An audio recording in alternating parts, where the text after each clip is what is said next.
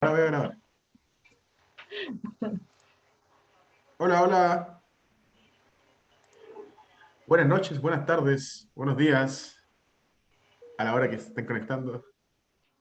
No, esto es para la sincrónico, pues sí. Recuerden que la grabación de ahí la va a ver. Sí, claro, muy asertivo. Sí.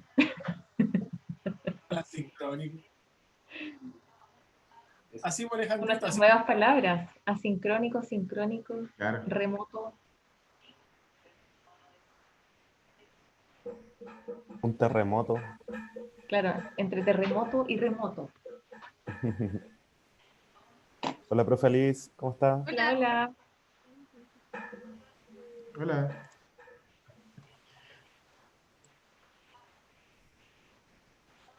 Ya, vamos a esperar los clásicos minutos para que se una más gente ya. Ya.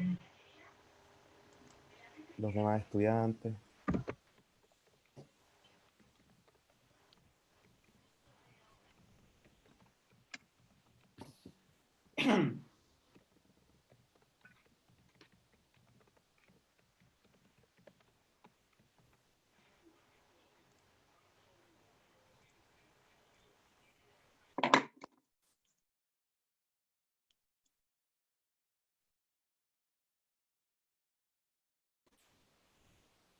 Bueno, para los que se van conectando, eh, les vamos a solicitar que, como siempre, nos dejen sus datos en el chat, ¿ya? Nombre, root, correo electrónico e institución, por favor.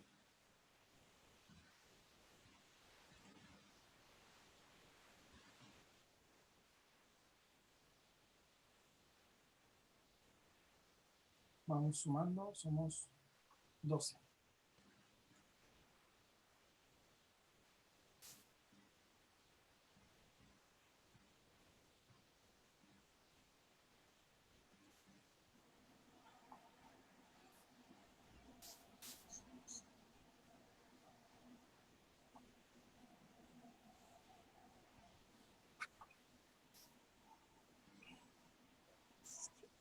Profe Mario, ¿cómo está? Ya.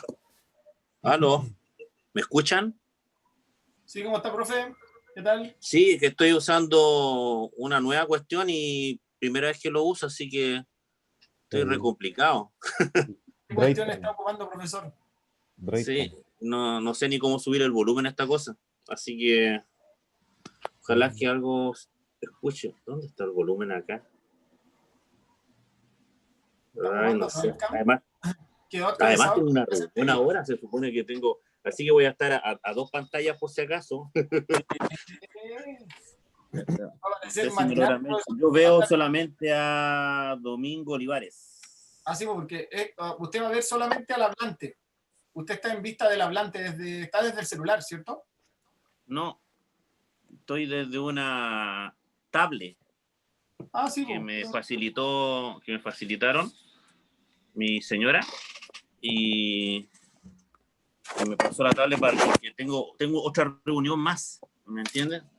Entonces tengo que estar como en las dos a la vez porque la reunión es de la nocturna que empieza a las 6 del Consejo de Profesores. Entonces me acaban de decir que me tengo que conectar y no me he conectado todavía. Y no sé, hoy estoy súper complicado. Con la tablet para nosotros y con la otra va a estar para su reunión. Sí, así que doble. Ahí está. ¿Me ven o no me ven? Sí, ahí lo vemos, profesor. Tranquilo, lo Ya. vemos sin problema.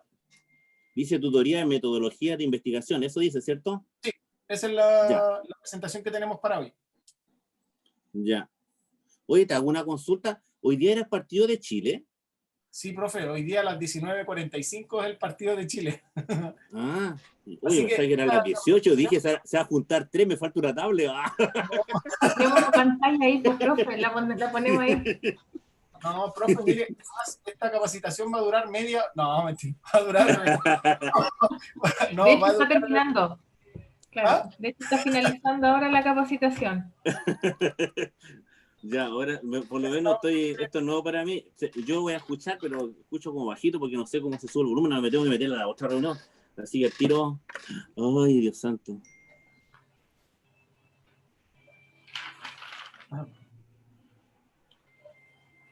Y me llegan correos como condenados. Muchas. Ya, ahí estamos. Ya, entonces tengo celular, tablet, computador y lápiz. Acá está. Y mi cuestión acá. Ya tengo que meterme esta cuestión de acá. Ya. Tin, tin, tin, tin.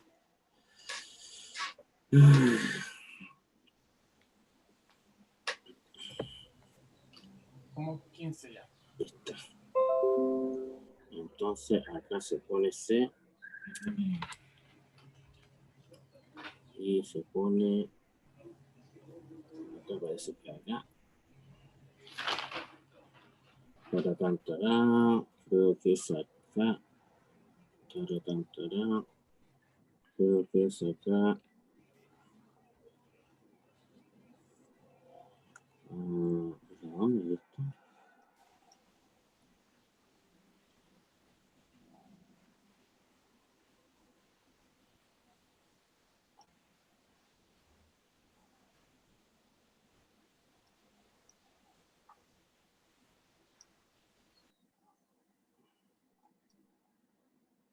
No sé cómo entrar. Waldo, le mandé un mensaje en el chat, a ver si me lo pueden leer. Sí, profe. Buenas tardes. Hola, buenas tardes. Sí, tuve un problema el lunes con mi WhatsApp, así que tuve que cambiarlo para no quedarme desconectado de todo. Ah, nos deja su teléfono Perfecto, gracias. y lo agregamos al grupo de nuevo. Muchas gracias. De nada, profe.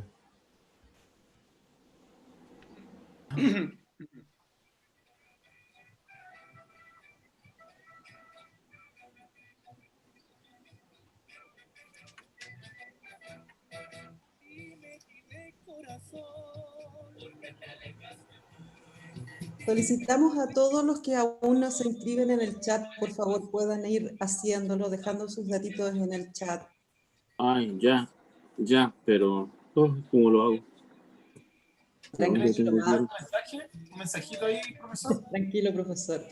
Tranquilo, si entendemos que se está conectando a varias Una reuniones. vez que termine eso, puede hacerlo. Ay, no sé, ya. ¿Qué dice acá? ¿Qué es esto? Chatear. Ah, acá está. Ahí está. Entonces aquí para allá. Este.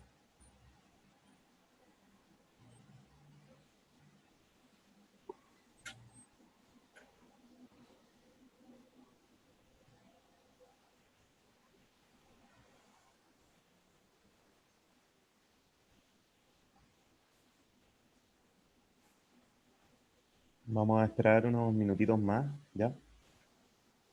Se comunicaron unos profesores conmigo recién y están en reunión de apoderados. Otros están con informes, así que algunos no van a poder asistir hoy. Sin embargo, dijeron que iban a participar sus estudiantes, así que vamos a esperarlos un pequeñito rato ya. Uy, me están llamando. ¿Aló? ¿Hola? ¿Sí? ¿Quién es?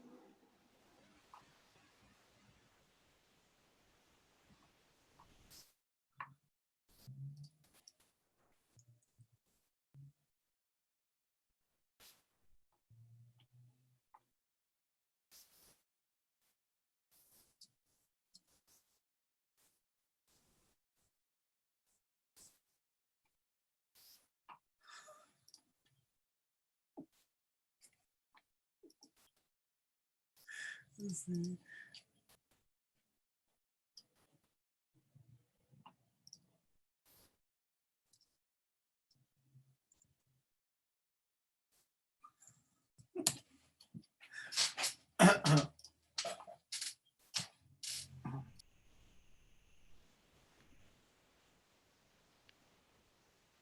En un minuto más damos inicio, ¿ya? Ok.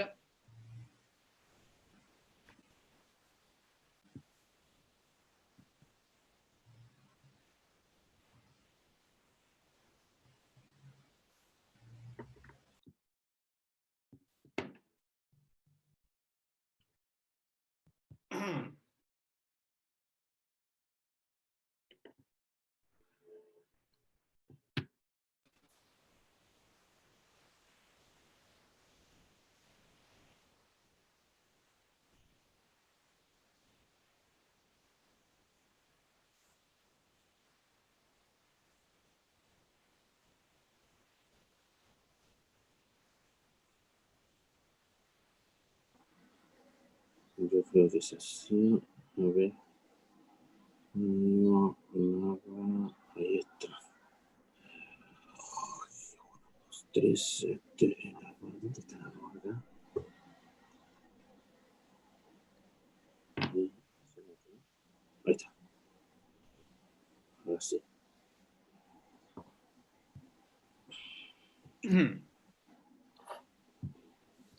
Somos 17 participantes. Álvaro, ¿tú nos dices entonces cuándo empecemos? Demos inicio domingo.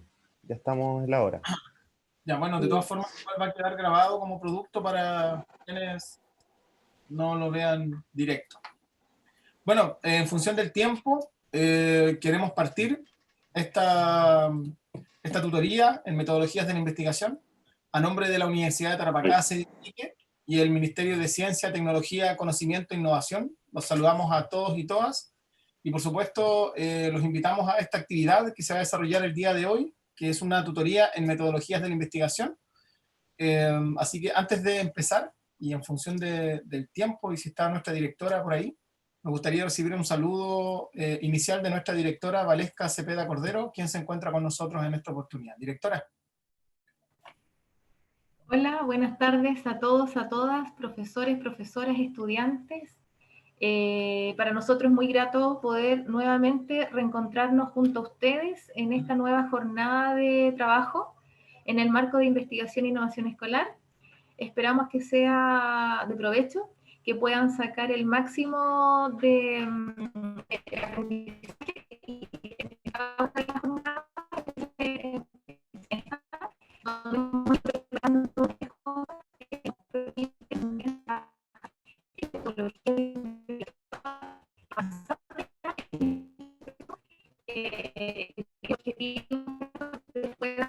elaborar proyectos de investigación en el marco de esta iniciativa emblemática del programa Explora. Así que en nombre del proyecto Explora Tarapacá, en nombre de la Iquique y del Ministerio de Ciencia, Tecnología e Innovación, reciba a cada uno, cada una de ustedes nuestro saludo.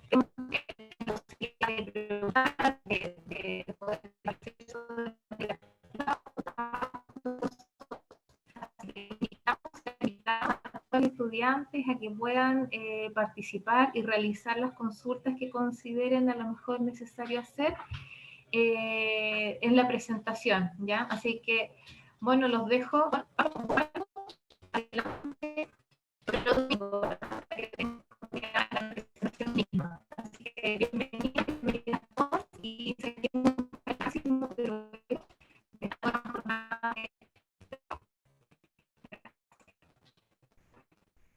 Gracias, directora. Parece que ahí se nos escuchó, no sé si fue mi internet o se escuchó un poco robótico en los espacios. Pero bueno. Podría haber sido mío perfectamente. Pero a todos. Sí, a todos. Entonces, pero en realidad, bueno, estamos a lo mejor en conexión de horas puntas, pero en realidad se entendió, a rato se cortaba un poquito. Pero bueno, con el ánimo de querer optimizar los tiempos. BTR la Valesca, BTR. Podría ser peor incluso entonces, ver si no, BTR.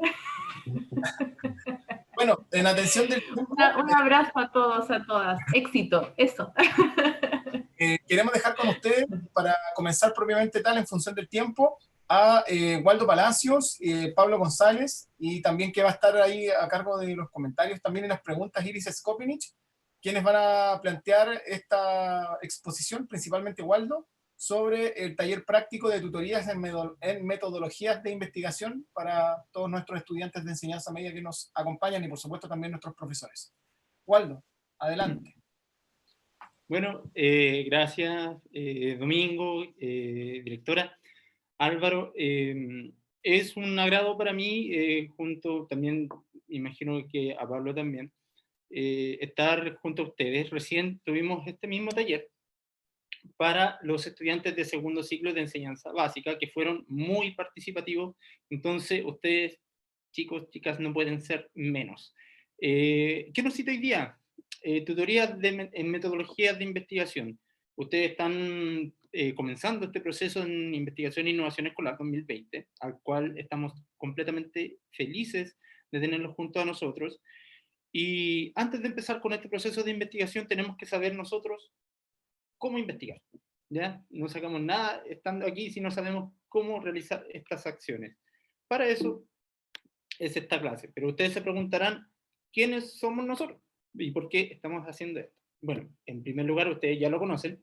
Tenemos a Álvaro Pimentel, que es el encargado de esta actividad, encargado de investigación e innovación escolar, y además está encargado de cuantificaciones aquí en Explora. Luego estoy yo, que soy sociólogo, magíster en Relaciones Internacionales y Estudio Transfronterizo, encargado de acciones de divulgación científica y actividades regionales. Y también está junto a nosotros, que nos acompañará en esta tutoría, el doctor Pablo González, astrónomo, doctor en física teórica, asesor científico y encargado de contenido aquí en Explora Tarapacá. Así que aprovecho de saludarlos a todos antes de comenzar la clase, profesores, profesoras, estudiantes. Un gusto. Partimos por lo que es la ciencia y qué es lo que entendemos por ella. Así que hay alguien que tenga alguna aproximación o alguna idea, algún acercamiento de lo que es la ciencia. ¿Alguien sabe más o menos qué es o qué entiende por ciencia?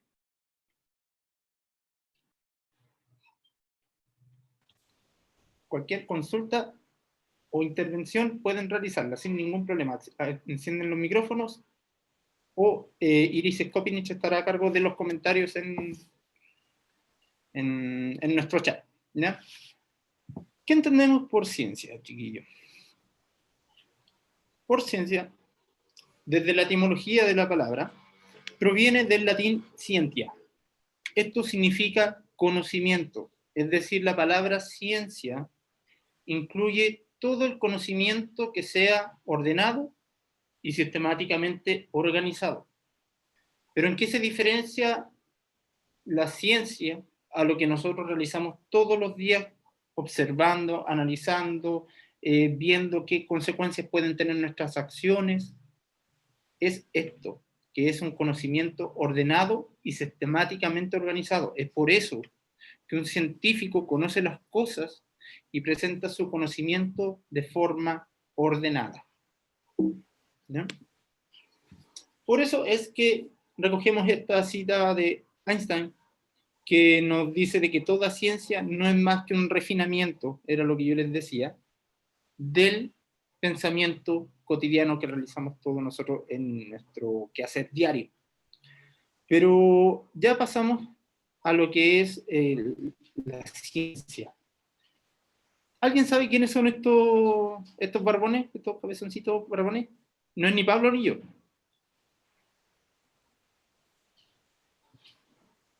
¿Alguien sabe?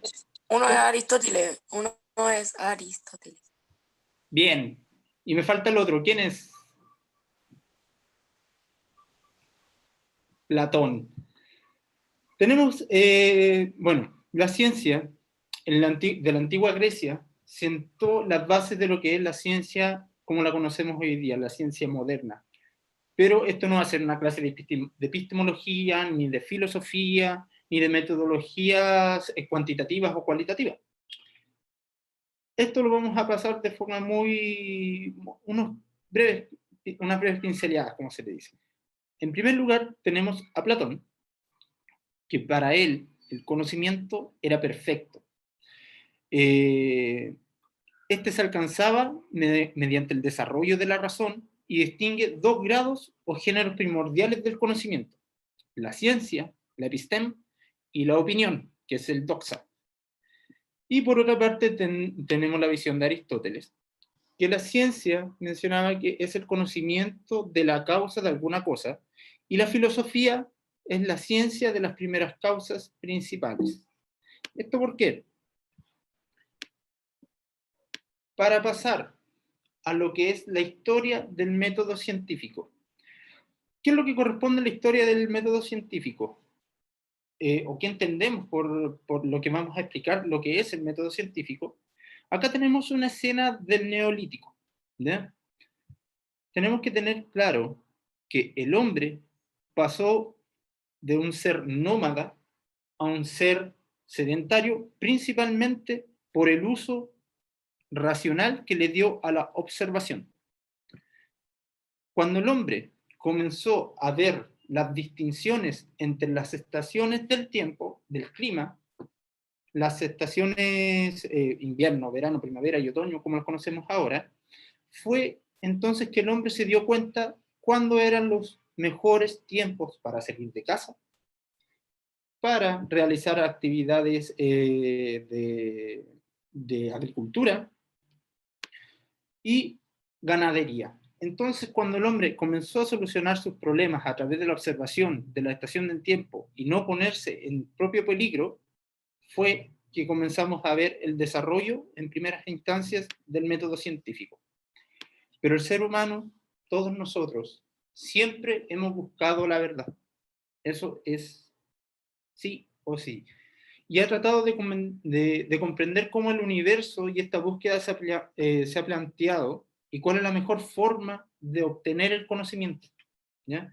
Entonces, esto no es que sea una pelea de Street Fighter entre dioses y griegos, como lo que pasó en algún momento.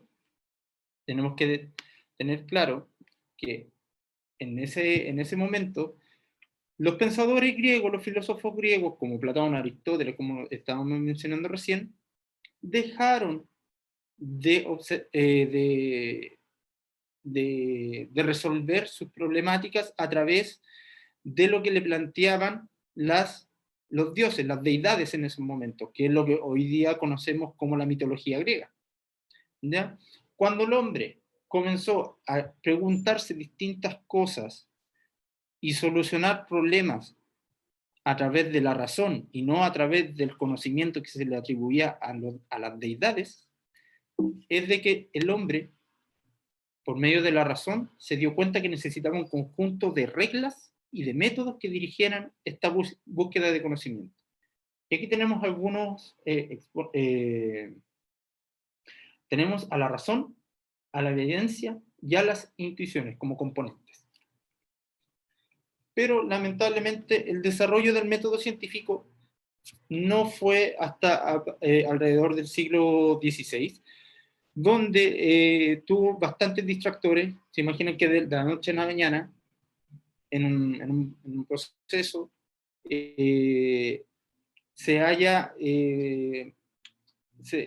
todo lo que se creía en algún momento que era por la razón o por por las ordenanzas de las deidades se catalogaba como la verdad. Entonces la aparición del método científico se retrasó varios siglos debido a eventos desafortunados de la historia, como por ejemplo tenemos la quema de brujos y de brujas en la hoguera.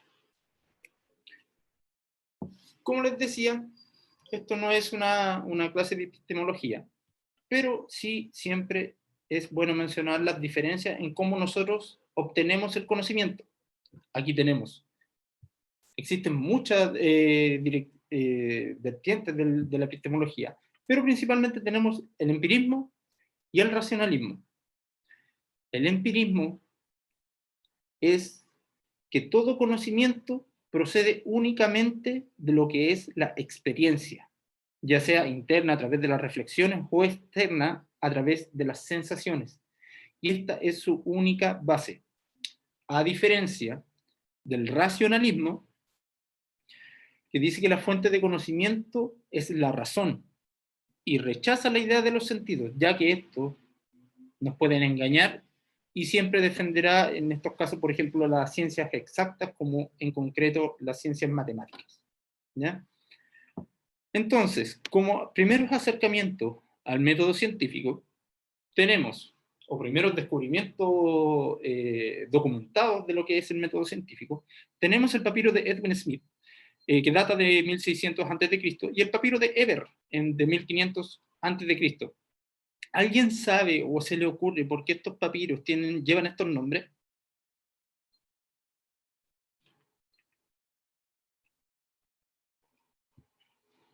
Chicos, ¿alguien se le ocurre por qué estos papiros llevan estos nombres?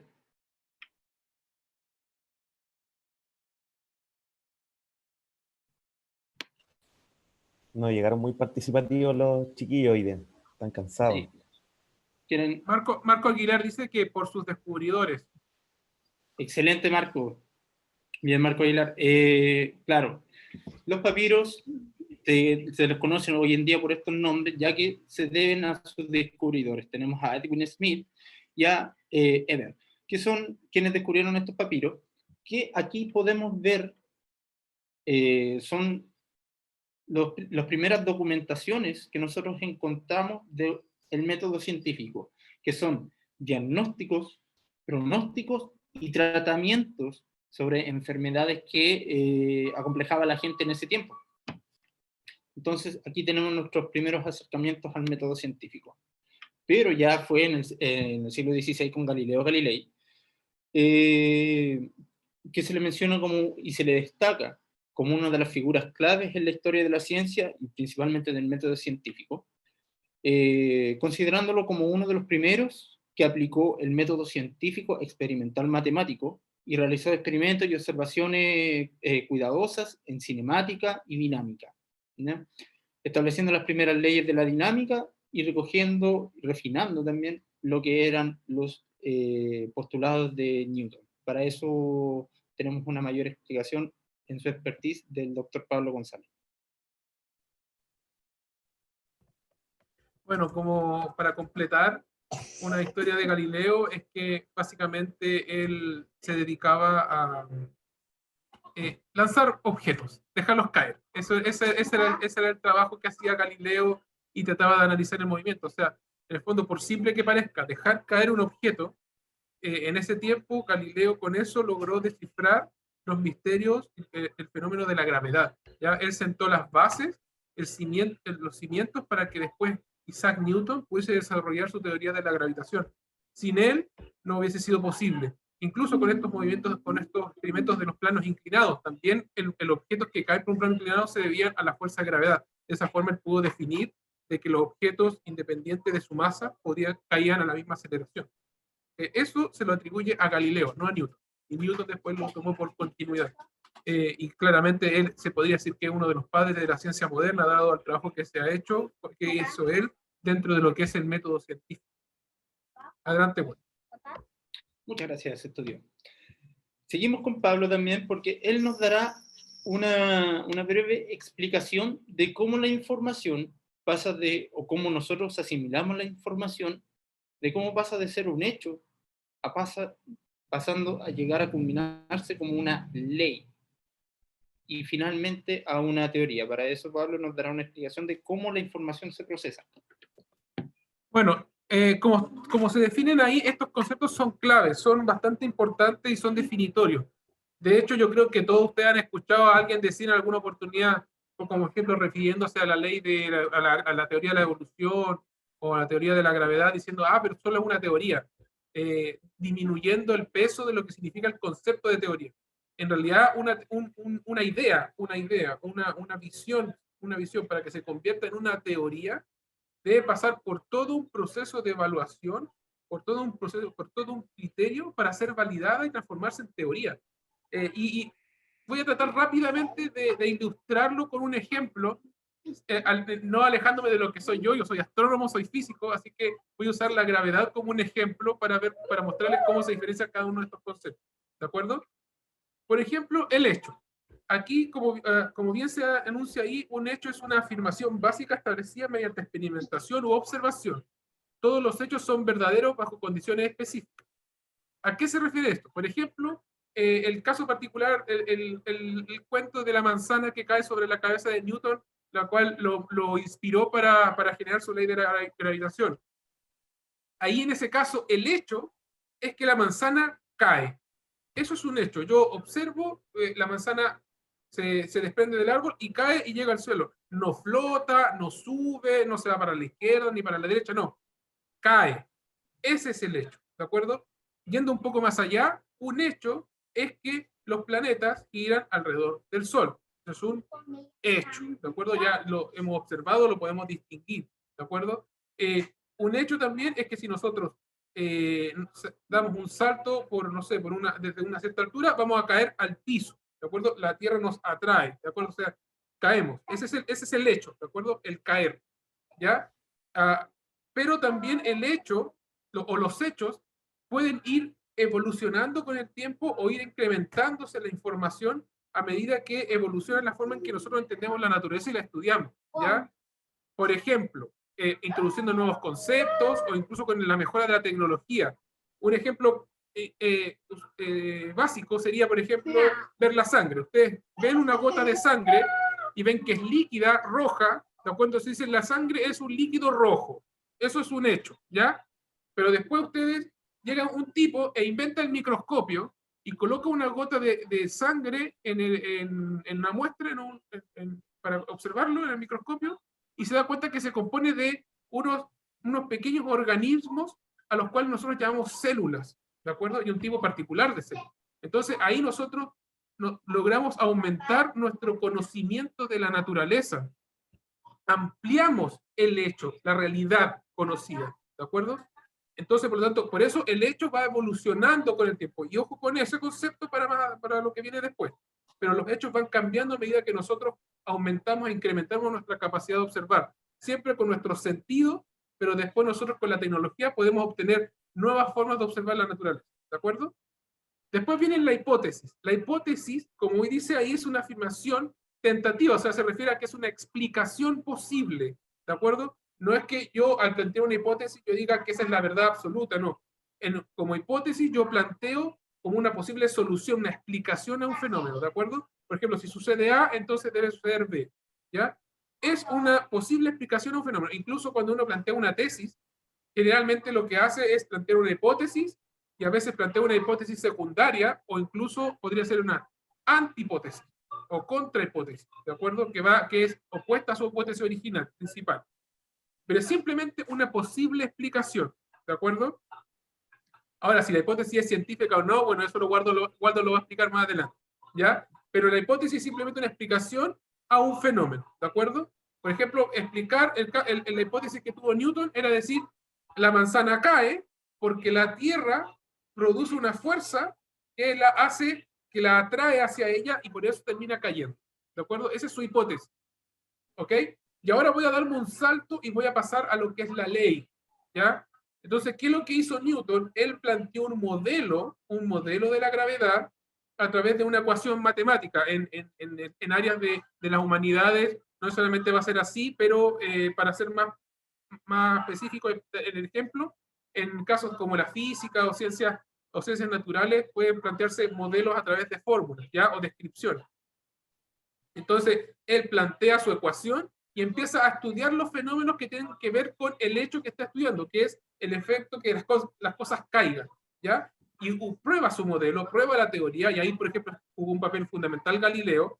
Después vino Newton, que con su ecuación logró explicar no solamente por qué los objetos caen y llegan al suelo, sino que explicar por qué los planetas giran alrededor del Sol, por qué la Luna gira alrededor de la Tierra, y todos esos fenómenos logró unificar en una sola ecuación, la ley de gravitación de Newton, ¿de acuerdo? Pero la ley carece de algo que la teoría sí tiene, ¿ya? Y es que básicamente se podría resumir la gran diferencia es que lo que es una teoría de una ley, ¿ya?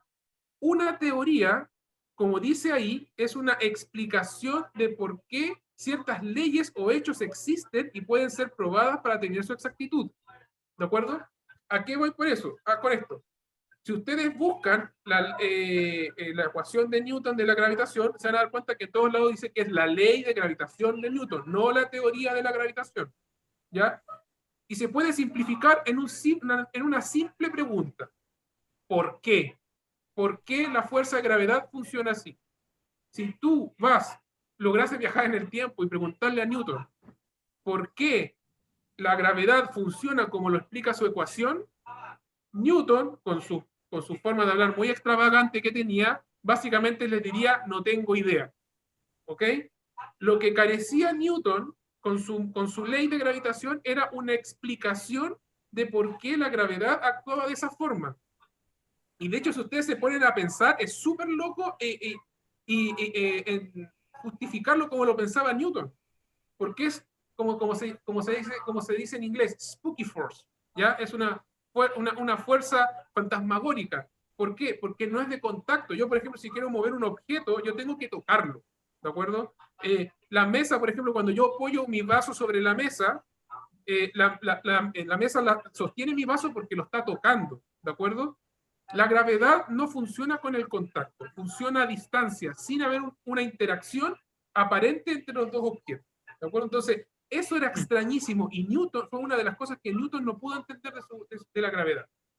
Hasta que apareció un caballero conocido ahí llamado Albert Einstein, no sé si lo ubican, ¿ya? A principios del siglo XX, que llegó y desarrolló su teoría de la relatividad general, ¿ya? La teoría de la relatividad general es una teoría de la gravedad. ¿Por qué teoría? Porque no solamente él tenía ecuaciones que no solamente eran mejores que las de Newton, ya eran más generales, sino que además le dio una explicación al fenómeno. Si tú a Einstein le preguntabas por qué la gravedad funciona como él dice, te diría, bueno, es porque la materia curva el espacio y esa curvatura hace que los objetos se desvíen a su movimiento, entre comillas, natural, y por eso los objetos caen. La Tierra curva el espacio y por eso los objetos caen, siguen esa curvatura. Le dio una explicación y le dio una idea de que en el fondo por qué la fuerza no necesita de estar en contacto para producir el efecto. Le dio una explicación. Por eso es una teoría de la gravedad. Recién con Einstein tuvimos una teoría de la gravedad. ¿Ok? Ahora, esa es la diferencia que hay entre una ley y una teoría. Y en lo que se respecta a la creencia, en el fondo es dar un argumento que simplemente se sustenta por sí solo sin tener una base sustancial misma, ¿de acuerdo? Como por ejemplo, si tú dices, ¿por qué la manzana cayó? Vendría otra persona y decía, bueno, un hechicero lo hizo, ¿ok? Eso sería como una explicación que tenga que ver con una creencia en la magia, ¿de acuerdo? Que se explica por sí misma. No requiere de una justificación para poder entender esa explicación, ¿de acuerdo? Esa es como la diferenciación entre estos 5 conceptos muy importantes. Así que la próxima vez que alguien le diga, no, la gravedad o la teoría de la evolución es solo una teoría, ya saben cómo poder contraargumentar esa explicación, ¿de acuerdo? Ya, Waldo. Pablo, disculpa, antes de que continúe, Waldo. Tenemos acá en el chat un comentario, más bien una pregunta. Alejandro Delgado nos pregunta, ustedes como científicos, ¿qué opinan de Paul, y no sé cómo leer el apellido, Feyerabend, pero ¿en qué sentido? Esa es la pregunta que está en el chat. Sí, soy yo. Hola, disculpa, y pido disculpas a los niños, quizás esta es una instancia para los estudiantes, pero me choca mucho esto porque este es el tema que nosotros vamos a hacer con los niños de mi colegio, de mi grupo científicos, entonces, sobre el método científico. Entonces, la pregunta es, ¿qué opinan ustedes de Paul Feyerabend con respecto al método científico? Es que lo que pasa es que, bueno, eso es ahondar mucho en el concepto en sí del método, pero la estructura del método la va a mencionar Waldo más adelante, pero como adelantando un poco en ese sentido, el desarrollo cuando uno habla del método científico, en realidad ahí hay un pequeño, entre comillas, error, porque en realidad son los métodos científicos, ¿ya? Existe toda una estructura fundamental como una especie como de camino a seguir, pero dependiendo de tu mecanismo argumentativo, tú planteas la línea y la trayectoria que tú desarrollas para desarrollar un método científico, ¿de acuerdo? Dependiendo de cuál es la que te acomoda a ti más como científico, ¿ya? Entonces, en realidad, todas estas definiciones y la estructura del método científico en sí, que va por ese lado, filosofar qué es lo que es realmente el método científico o qué se entiende por el método científico real y concreto, en realidad es estructurarlo a que el método científico es un poco más abierto de lo que uno podría imaginar. Waldo, por simplicidad, más adelante le va a mostrar una estructura, pero en realidad los métodos científicos, para decirlo de forma como más genérica, tienen ciertas diferenciaciones dependiendo de la filosofía de desarrollo que tiene algún científico o algún área en particular.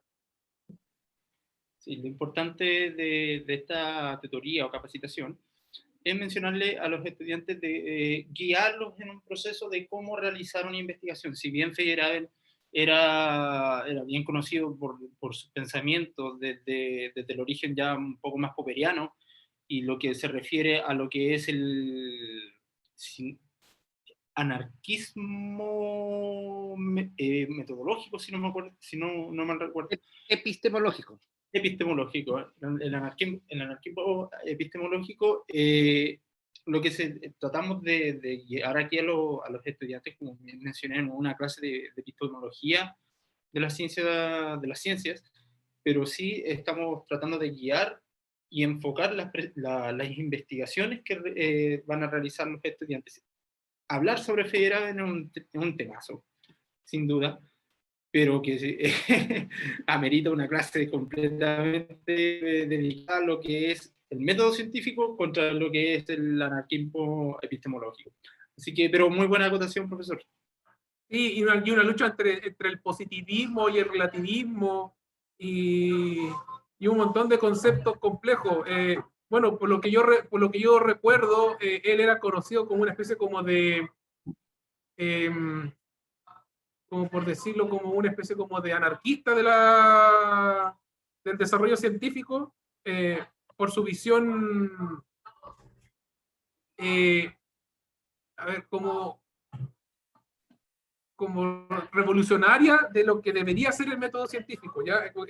Como para, a ver, es como para poder validar si realmente el método es realmente válido o no. Y ahí viene una lucha ya filosófica entre los distintos tipos de métodos e ideologías y líneas de pensamiento. Y eso da para mucho.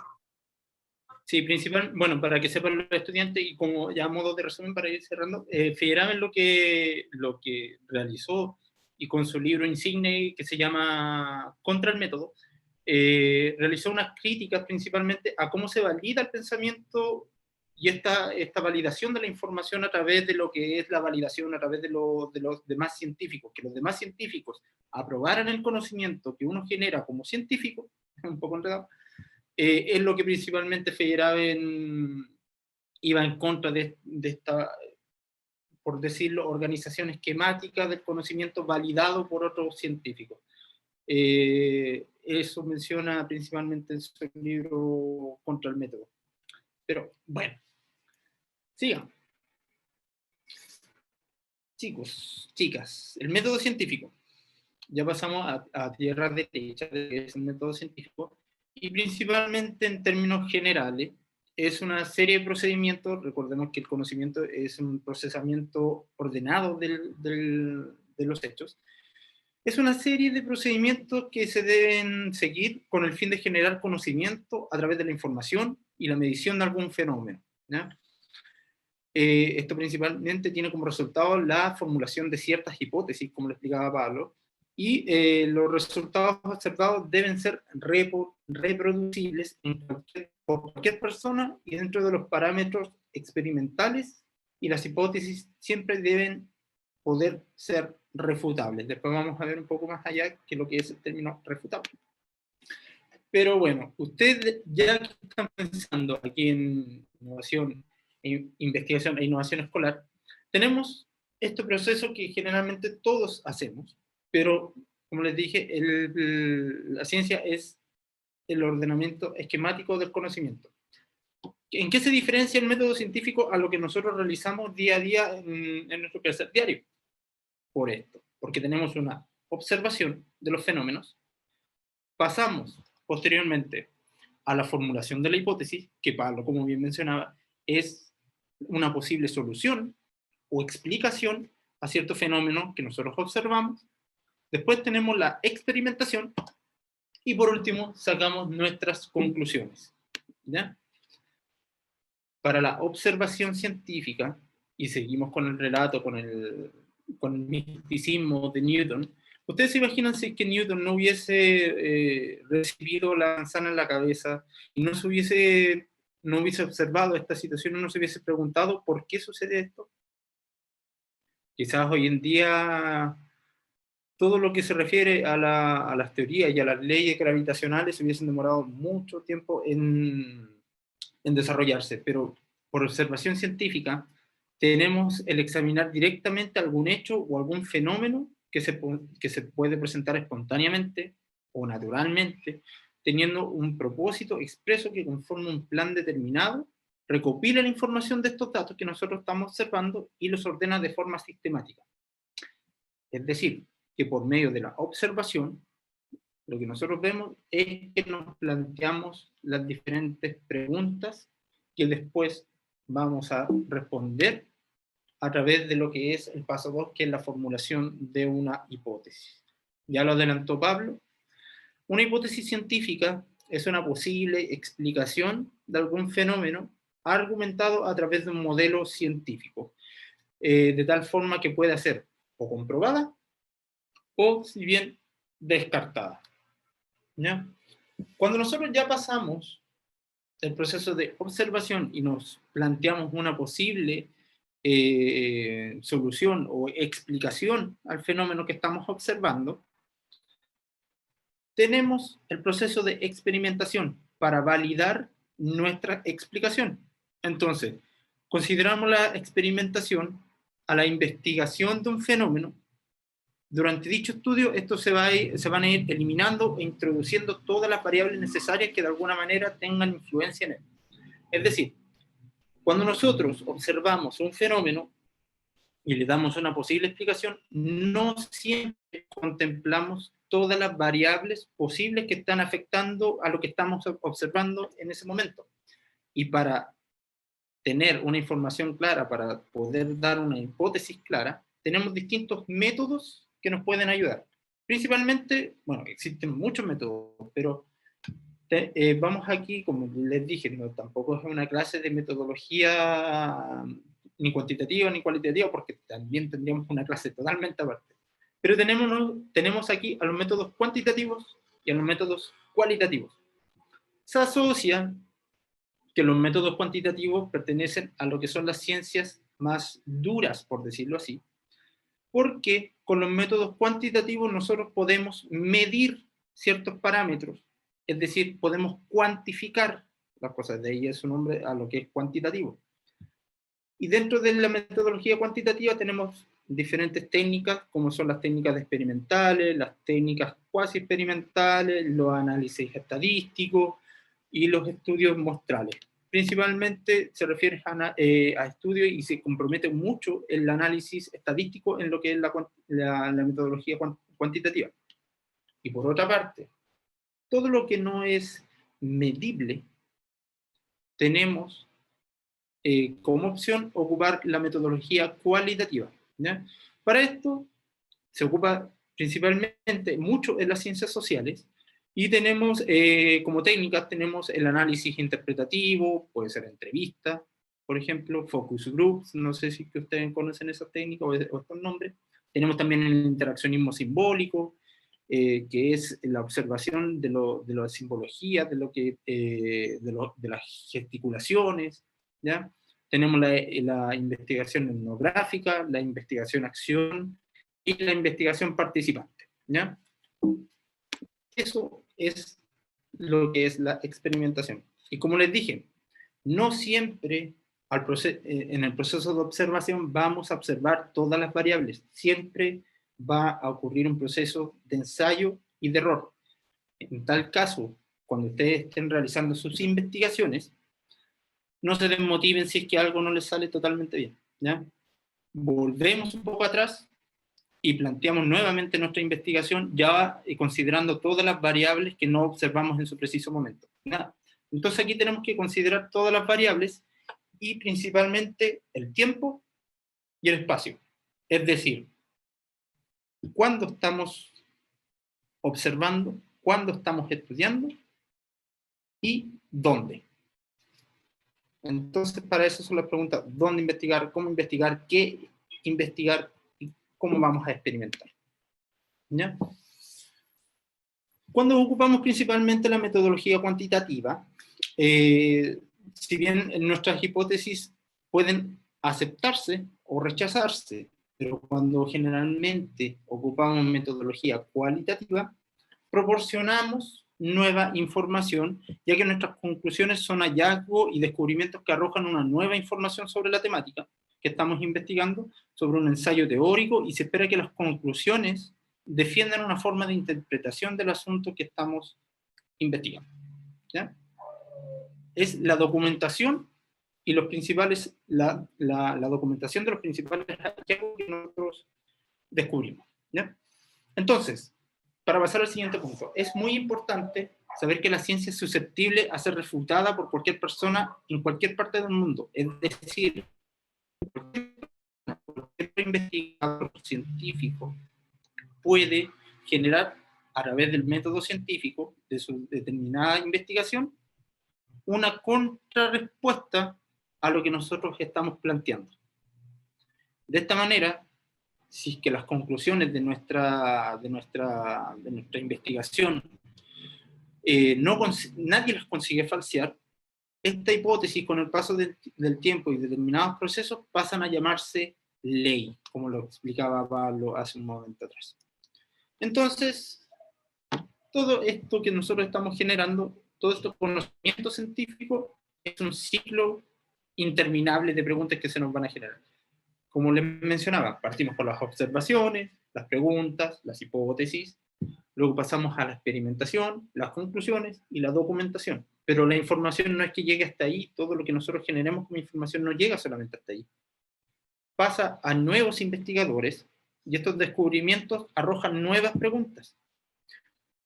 Estos nuevos investigadores seguirán haciendo su proceso científico, su proceso de investigación científica, aplicando el método científico, y se generará un ciclo sin fin de conocimiento, y eso es lo lindo de lo que es la ciencia y pertenecer al mundo de la ciencia. Esto es muy importante en lo que ustedes van a realizar en investigación e innovación escolar. Tenemos en primer lugar, en los puntos 1, 2 y 3, un esquema, una jerarquización, una jerarquía de lo que es las fuentes válidas de donde nosotros obtener la información. En primer lugar, tenemos las revistas científicas indexadas, más conocidas como los papers científicos, que es un contenido revisado por la comunidad científica. Luego, tenemos las revistas científicas no indexadas, los libros de carácter científico, la investigación periodística, los documentales como los de la National Geographic, y finalmente tenemos las notas de prensa y los reportajes de televisión. Pero ojo, siempre tenemos que tener cuidado ahí porque ocurren muchos sesgos políticos, económicos y de autores que principalmente corresponden a las líneas editoriales de ciertos medios de comunicación, y sirven para... Y esto siempre, cuando ustedes vayan a ver las notas de prensa o los noticieros, esto principalmente sirve para nosotros recién acercarnos al tema en una primera aproximación, pero para saber qué es lo que las fuentes válidas de información y las diferencias entre una revista científica a una revista no científica, para eso tenemos a la explicación que nos dará Pablo.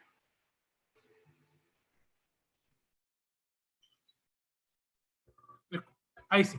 Bueno, básicamente que una revista científica sea indexada es que esta ha pasado por un proceso de recopilación, ha pasado por una etapa donde tiene un sello editorial validado y formal sobre su nivel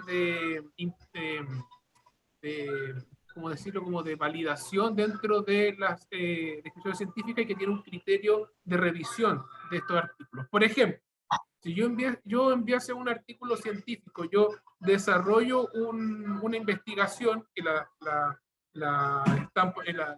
preparan un artículo, un paper, yo la envío a una de estas revistas indexadas, las cuales llegan a un editor, tienen un editor como cualquier otra revista, y este editor designa este artículo a 2 o 3 referees o evaluadores que van a hacer revisión de mi trabajo para poder completar con el proceso del método científico. Recuerden que si ustedes analizan bien el método científico que les entregó Waldo, involucra de que toda investigación debe ser reproducible o debe ser validada por una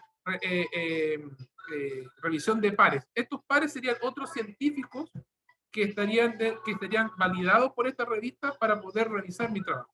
Y validado se refiere a que, por ejemplo, si yo que trabajo, por ejemplo, en cosmología, en gravitación, si yo hago un artículo de eso, no se lo van a mandar a un químico, se lo van a mandar a un físico que es especialista en el área y que pueda revisar mi trabajo de forma adecuada, ¿de acuerdo? Y siempre se lo va a enviar a al menos dos evaluadores.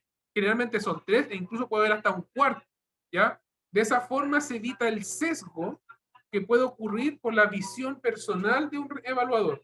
Y es todo un proceso dinámico, porque, por ejemplo, puede haber un referí que diga, sí, tu artículo es aceptable y recomiendo que sea publicado en la revista, y puede haber el otro referí que diga, no, ¿sabes qué? Yo encuentro de que tu paper, tu trabajo, le falta mucha investigación y por lo tanto no es válido para ser publicado. Entonces ahí, por ejemplo, podría estar en decisión del editor publicarlo o no, o podría él enviarlo a un tercer referí para que sea enviado, incluso podría pasar por un proceso de regreso al que escribió el paper para que presente modificaciones. Por lo tanto, puede ser que yo envío, pasan un par de meses, me digan su paper fue aceptado, o su paper está en proceso de aceptación, pero tiene que hacer las siguientes modificaciones o responder las siguientes inquietudes, o simplemente dice, ¿sabéis qué? Está rechazado. Y ahí no queda publicado. Entonces, y eso hace que el trabajo de uno, el artículo que uno escribe, sea dinámico y vaya evolucionando hasta que finalmente sea aceptado y sea publicado. En la práctica, a veces un artículo puede tardar 1 o 2 años en ser aceptado. Yo lo he vivido en carne propia. Entonces, o incluso puede ser de que a lo mejor un artículo tú lo mandas y al mes ya está aceptado. Puede pasar eso. Entonces, pero todo tiene que pasar por un proceso de revisión válido. Y estas revistas indexadas están formalmente aprobadas para certificar que sea, si tu artículo está publicado aquí, entonces tu trabajo es de calidad, ¿de acuerdo? Por lo tanto, eso hace de que las revistas científicas sean validadas de forma fuerte dentro de lo que se refiere a referencia o posibles citas sobre un trabajo. De hecho, en un artículo, tú citas otros artículos que también vienen de revistas indexadas. ¿Ok? Entonces, todo esto es una gran máquina que mantiene de que el trabajo se mantenga válido y que sea eficiente y que cumpla bien el rigor científico que se requiere. ¿De acuerdo? Por eso son indexadas. Están las revistas Cielo, WOSI. Disculpa que te interrumpa. Dime. Hay unas preguntitas que tenemos acá en el chat esperando. ¿Ya? Dale, sí. Bien, bueno. La primera es, ¿la historia es una ciencia? Nos pregunta el profe Alejandro Delgado. Totalmente, absolutamente.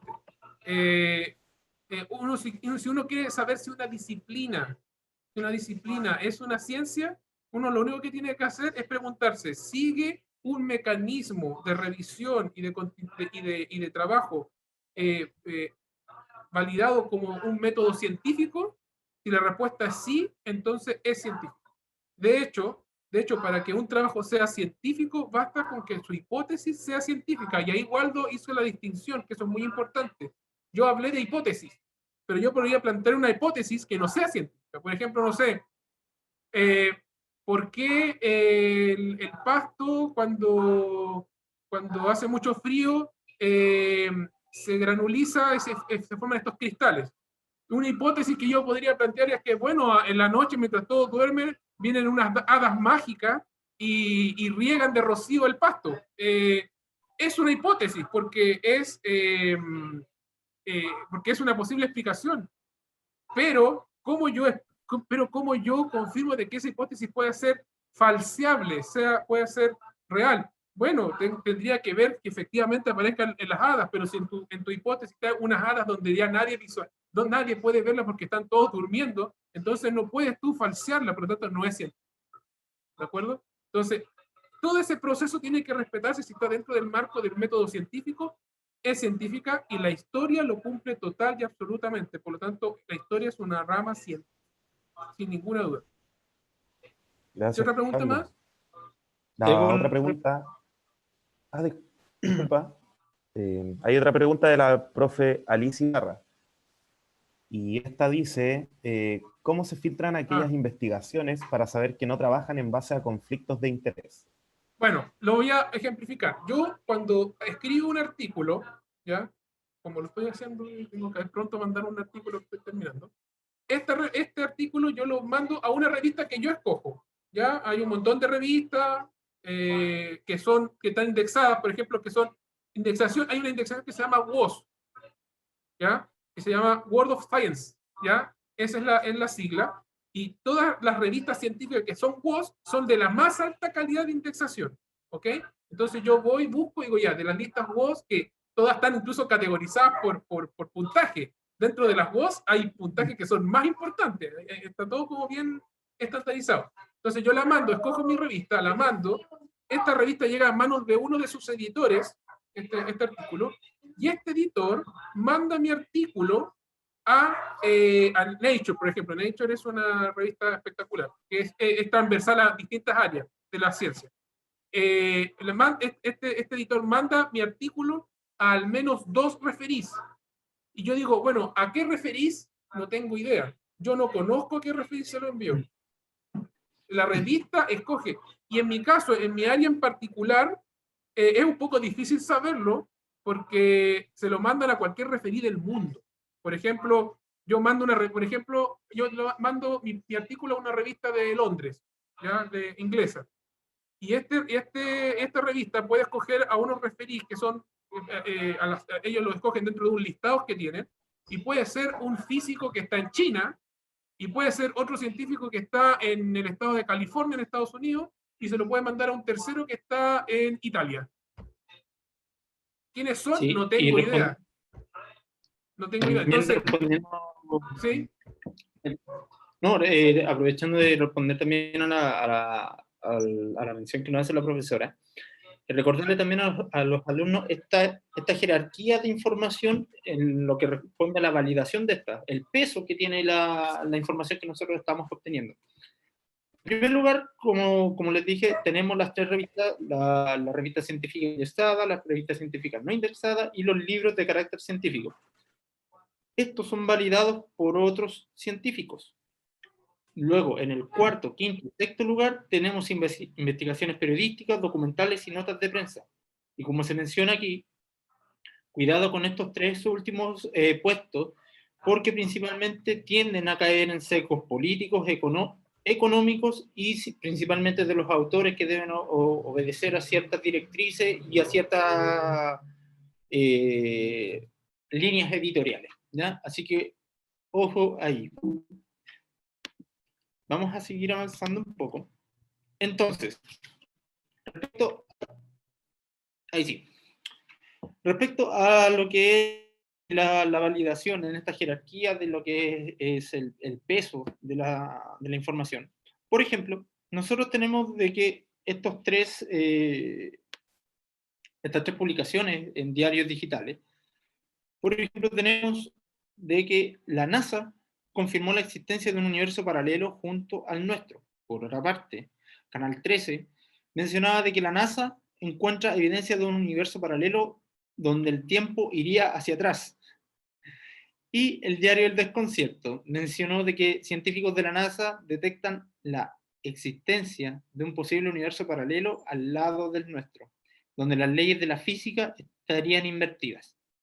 Si yo les presento esto, es muy, muy, muy distinto este peso de información, esta validación de información, si es que nosotros buscamos más allá en esta jerarquía de información que yo les explicaba recién, y nos encontramos con esto.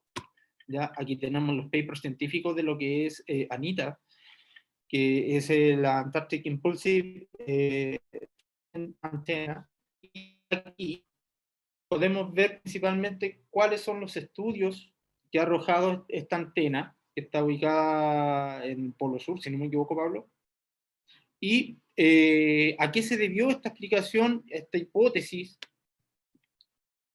que se mencionó de la existencia de un universo paralelo. Si no, ahí Pablo, muy brevemente, nos puede explicar cuál fue el error que se produjo ahí. Bueno, errores en realidad son varios, porque, a ver, primero, ANITA efectivamente es un detector de unos tipos de partículas llamadas neutrinos, que son muy difíciles de detectar y son muy extrañas, ¿ya? Pero son muy conocidas, ya hace mucho tiempo se sabe que existen, ¿ok? Y el punto es que ANITA detectó unos neutrinos de una forma muy peculiar, ¿de acuerdo? Y y se plantearon muchas explicaciones posibles de por qué se detectaron estos neutrinos, que son poquitos, son unos 2, 3 neutrinos, la data tampoco es tan alta.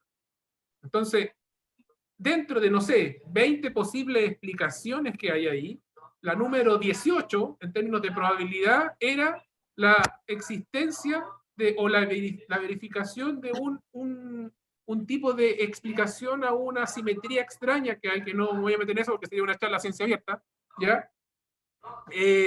Que una forma de explicarlo es con la existencia de un universo paralelo que se creó conjunto en el momento del Big Bang, pero orientado hacia atrás en el tiempo. O sea, que creció de forma paralela, pero es un universo completamente aparte que nosotros no podríamos interactuar con él, pero podría uno detectarlo con cierta forma. Pero era como una posible explicación muy poco probable, que había muy poca data y que había un montón de otras explicaciones posibles más probables, ¿de acuerdo? Y que aún si es que fuera la única, no es la evidencia suficiente como para decir hay un universo paralelo.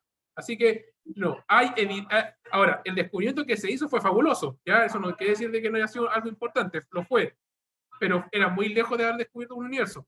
Y lo otro es que, y aquí toma la parte que es como más sensacionalista, es que a pesar de que la NASA sí participaba de ese proyecto, era como un aporte del 15%. En realidad, la institución más importante dentro de esa investigación era una universidad de Hawái.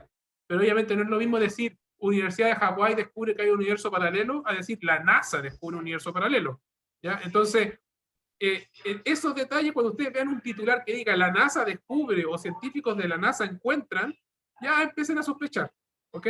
Porque en el fondo se apoyan en un supuesto estándar que tiene la NASA como institución, ¿de acuerdo? Pero hay mucho ahí que pulir en ese sentido. Sí. Pablo, tenemos una consulta, disculpa, Waldo. Sí, diga. Yaira nos dice, significa que no está confirmado, ¿verdad? Lo que tú estás hablando. Las partículas sí se detectaron, eso sí, el experimento sí detectó esas partículas de la forma en la cual se establece, pero en ningún momento esa detección inmediatamente confirma la existencia de un universo paralelo. De hecho, incluso la explicación más probable es que haya sido un error de data. La explicación más probable es que, no sé, haya un circuito que estaba mal soldado y que detectó los neutrinos de forma equivocada. ¿Okay? Entonces, puede pasar. Ya ha pasado muchas veces, incluso hasta los científicos caen en eso. Hubo una oportunidad donde en el CERN detectaron unos neutrinos que eran superlumínicos, que iban más rápido que la luz. Y eso desató por falta de una palabra mejor, una chorrera de papers sobre posibles explicaciones de neutrinos más rápidos que la luz. Y después a los 3 meses, y en 3 meses estamos hablando, o sea, como 200 papers basados en eso, y después de eso apareció que en los datos obtenidos del CERN eran erróneos y que en realidad había un circuito quemado que en el fondo erró la medida y que no era más rápido que la luz. ¿Se dan cuenta? Creo entonces ocurre. Los papers fueron más rápidos que la luz. Los papers fueron, y de hecho fueron artículos que fueron aceptados en ese periodo de tiempo en revistas indexadas. Sí, pero recuerden que cuando pasas determinado tiempo, lo que mencionábamos recién, tiene que validarse, y en el caso que no exista nadie que refute esta idea, ya recién pasaría a ser una ley, ¿ya? Entonces, como hubieron refutaciones, no se transformó en ley. Y consejo que yo les voy a dar, cuando inicien sus investigaciones, nunca basemos nuestra información, nuestra investigación, nuestras observaciones, nuestras hipótesis en lo que mencionan las autoridades o ciertas figuras que no tengan expertise en las temáticas, ¿ya? Porque podemos caer en lo que se llama falacias de autoridad, ¿ya? Por ejemplo, si yo les menciono esto, Trump revela que toma hidroxicloroquina para prevenir el COVID-19. Si no es bueno, les diré.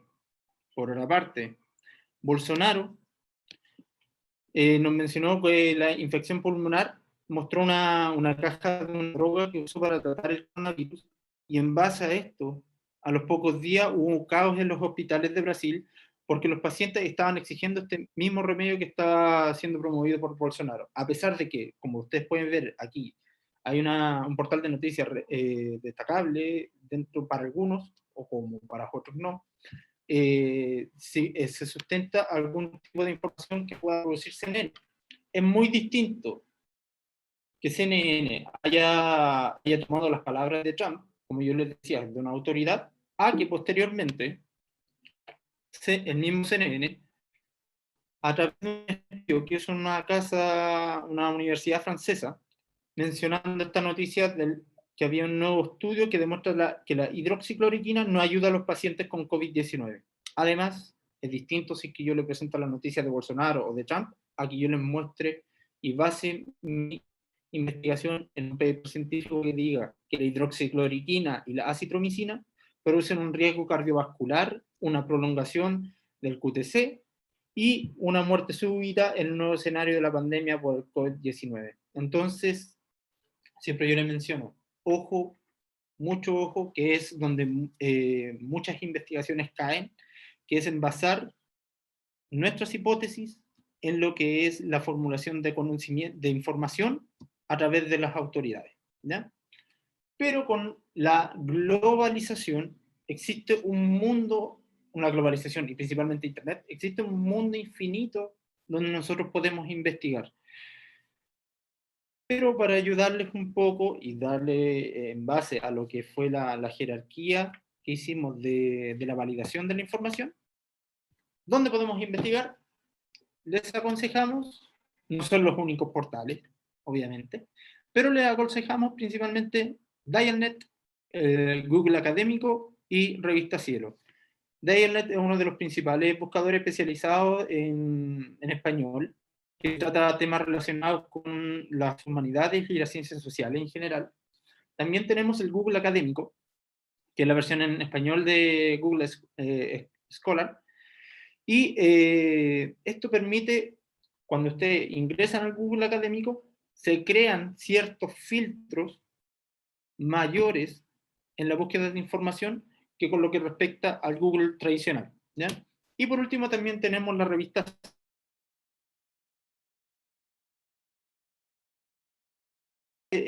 Cielo. Fue creado para dar respuesta a las dificultades de distribución de contenido científico, académico, para los países pobres latinoamericanos y principalmente del Caribe.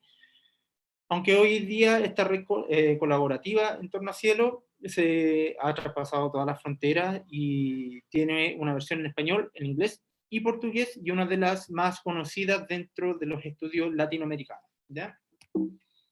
Eso como consejo. Y como les decía, chicos, chicas, que nosotros hagamos una observación y documentemos esto, que nosotros generemos conocimiento, ciencia, no significa que nos vamos a transformar en científicos locos, y hay que quitar este estereotipo que existe sobre los científicos que son seres de bata blanca experimentando con todo lo que se les cruza por delante. Así que a ordenar siempre lo que nosotros estamos observando y a generar un conocimiento esquematizado. Eso es lo que diferencia al quehacer de todos los días con el conocimiento científico a través del método científico.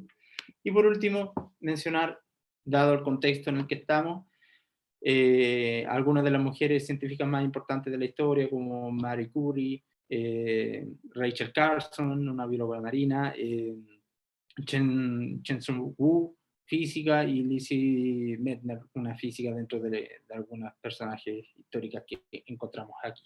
Así que espero que les vaya muy bien, que esta tutoría, este taller les haya servido mucho. Lo van a tener ustedes a su disposición para consultarlo cuando quieran. Así que espero que les vaya muy bien en la investigación que vayan a realizar, y cualquier duda o si que tienen alguna dificultad para encontrar la información, no duden en acercarse tanto a Álvaro, y él nos puede transmitir principalmente las dudas a nuestros asesores científicos para ayudarlos en todo lo que es.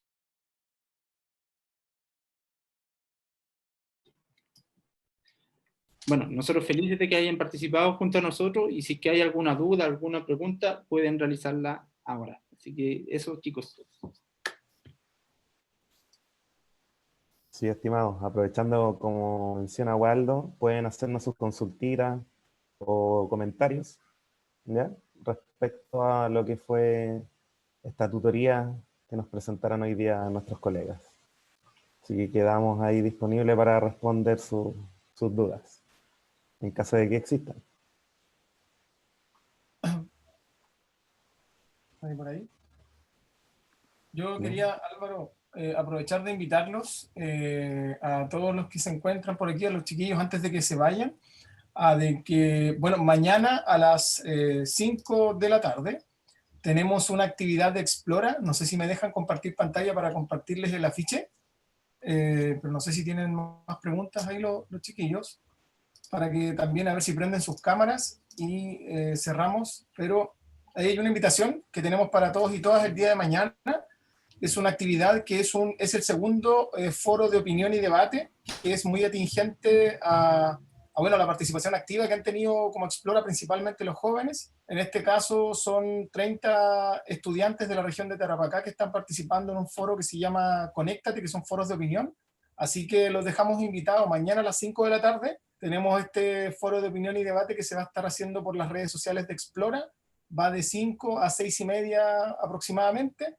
Y vamos a contar con la participación del doctor Sergio González, Premio Nacional de Historia también del 2014 y asesor científico de Explora, para también, si es que se motivan a participar, como para observar y evidenciar la participación de estudiantes también de la región de Tarapacá. Así que efectivamente mañana el tópico para debatir es: por lo extenso de la cuarentena, pasar a fase 2 fue la decisión correcta, a pesar de que los resultados no fueron los esperados. Ahí hay posiciones a favor, en contra, así que los invitamos también para que nos puedan acompañar en espacios de este tipo que efectivamente tienen por objetivo enriquecer el conocimiento y también fortalecerse en debates, por supuesto. Así que eso como dato e información también. Así que por ahí también lo dejamos para el cierre.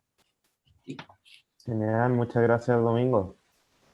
También invitarlos para cerrar ya esta actividad a que prendamos nuestras cámaras y hagamos nuestro saludito clásico, levantando las manitos para tomar la foto de esta sesión. Así que, porfa, chiquillos, profesores, los invitamos a prender sus camaritas un segundito.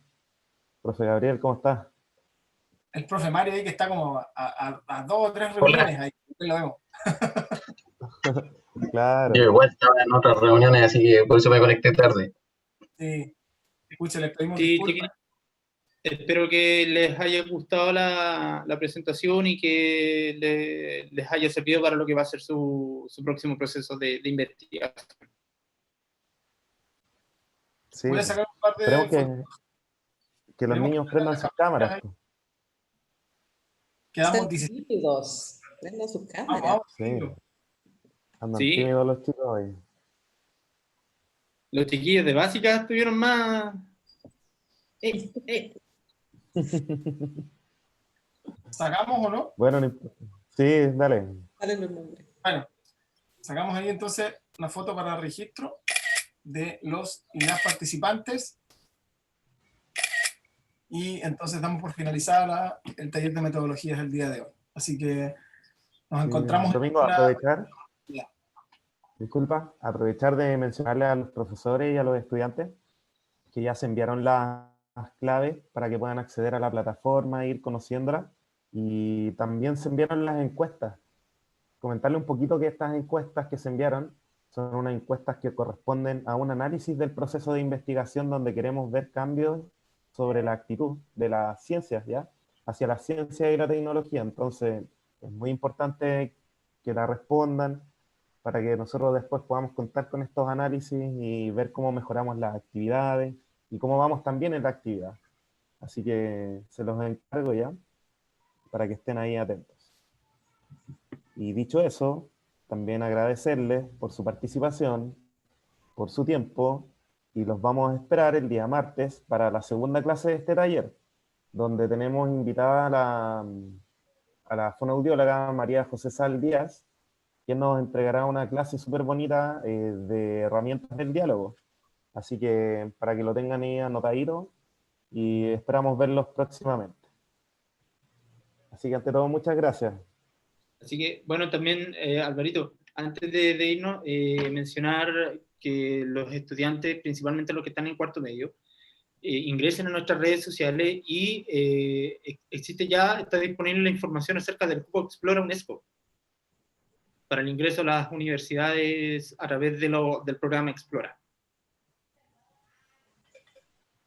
Sí. Así que, Muy ojo bien. ahí, súper buen dato para el ingreso a las universidades. Así que vayan y revisen nuestras redes. Claro. Perfecto. Aprovechando de dejar todas las invitaciones hechas de una. Sí. Es el momento. Sí. Ya, estimados, los dejamos libres. Que tengan una muy buena tarde. Y que gane les vaya Chile. Muy bien. ¡Gane Chile! Claro. Ya, chiquillos, un gusto para Disfruten. nosotros. Cuídense. Gracias. No estamos viendo. Gracias, profe. Hasta luego. Cuídense, que le vaya bien. Chao, profesores. Nos vemos. Chao, gracias a todos. Nos vemos, gracias. Muy bien. Chao, hasta luego. Chao, Chao, chao. profe.